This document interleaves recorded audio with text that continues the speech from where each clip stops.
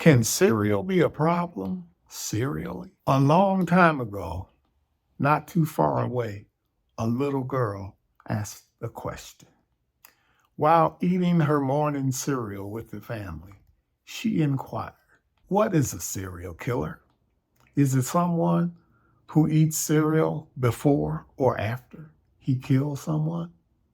After almost choking with laughter, the adults in the room gathered themselves enough to give little Angie an English lesson.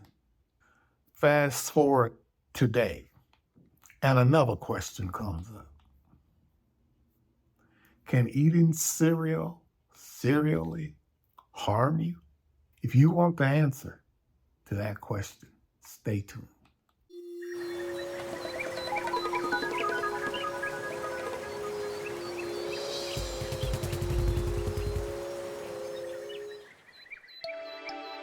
Hello, this is Dr. Raymond Edison, MD, your digital doctor, admitting you to the channel where we show you how to take charge of your health. The answer to the cereal question depends on how much sugar is in the cereal. The high sugar content of most cereals is a problem. It adds to the ever increasing amount of sugar in today's standard American diet or SAD diet. You may say, my understanding is that everything you eat turns to sugar. That's what your body uses. That's what your body needs. That's what the brain uses.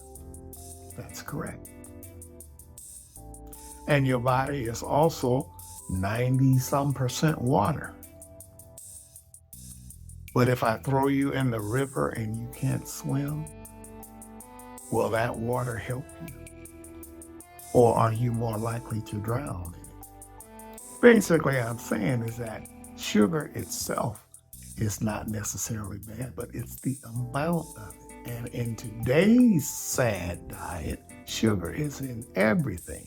It's in the ketchup, it's in the bread, it's in the meat, the processed meat. It's in the drinks that you drink. It's everywhere.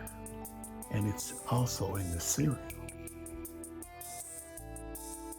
So even though they tell you about the whole grains, the this, the that, etc., the sugar amount is way too much. And that leads to highs and lows of your blood sugar. I'm not saying that makes you diabetic. I'm not saying that a kid eating a bowl of cereal is going to become diabetic, but it is going to cause his insulin levels to go up, sugars to go up, and then that response is usually normal. And for most of our lives, it's normal. But if you keep doing the thing over a long period of time and you start earlier, if it leads to problems, you can have some of those problems. It can contribute to overall weight gain and things like diabetes metabolic syndrome. When you combine it with other things that you're not doing correctly for your diet or for yourself. And sugar can be an addiction. It goes to the same pleasure center in the brain where legal and illegal drugs go and causes a similar reaction. So you have to be careful. You criticizing the guy that drinks too much, calling him immoral and weak, but you have excess abdominal girth, but you don't drink. But your problem is apple pie. When you get down to the science, it's not really that different. So, getting back to the question of cereal, will eating cereal serially kill you? I can't say that. It depends. Maybe not. Depends on how much of it you eat, how long you eat it, what other factors are involved. So we're not going to just equate eating cereal can kill you, but it doesn't make you healthy. It doesn't do that for sure. And you're talking about the difference between natural sugar versus added sugar. The cereals have added sugar. Natural sugar comes from fruits. And in moderate amounts, you can overdo anything. If you decide to eat 100 oranges today, that's not good for you. Even though the sugar in oranges is natural in the form of fruit. But amounts do count. But that added sugar, things like high fructose corn syrup, etc., those are the things that really escalate the problem. Now you have too much sugar on board, which leads to oxidative stress and things like that we discuss in the book. Until you can find a cereal that has much less sugar, and they're there, I wouldn't eat it unless it had way less grams of sugar, 5 or less. And I wouldn't eat it all the time. You or the kids. There are other things you can have for breakfast that have good proteins, good fats in it without the cereal.